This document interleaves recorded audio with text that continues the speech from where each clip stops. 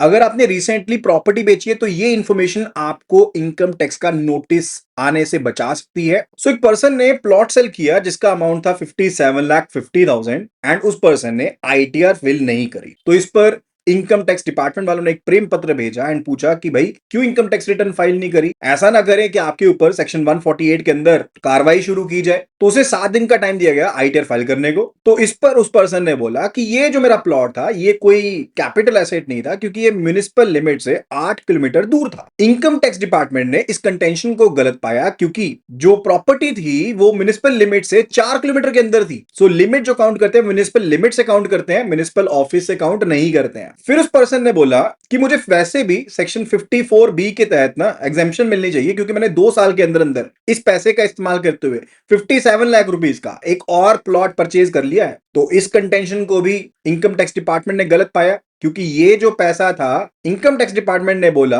तुमने capital gain account में नहीं रखा तो कोई बेनिफिट नहीं है। और फिर सेक्शन 148 के अंदर नोटिस इश्यू कर दिया और असेसमेंट कर दी गई और लॉन्ग टर्म कैपिटल गेन पड़ा 52,40,000 के ऊपर, जिसके ऊपर टैक्स बन गया 11,70,000 रुपए का। और सेक्शन 234A के अंदर इंटरेस्ट पे करना पड़ेगा पर्सन को 6 लाख रुपए का और 234B के अंदर पे करना पड़ेगा इंटरेस्ट 7 लाख रुपए का। सो अगर आपने भी प्रॉपर्टी बेची है, मेक श्योर अगर कोई नई प्रॉपर्टी लेनी भी है 2 साल में, अमाउंट को कैपिटल गेन डिपॉजिट अकाउंट में जमा करवाना या फिर प्रॉपर असेसमेंट करते हुए अपनी आईटीआर को फाइल जरूर करना और सभी प्रूफ आपके पास होने जरूरी हैं। ऐसी और इंफॉर्मेशन के लिए फॉलो भी करते जाना।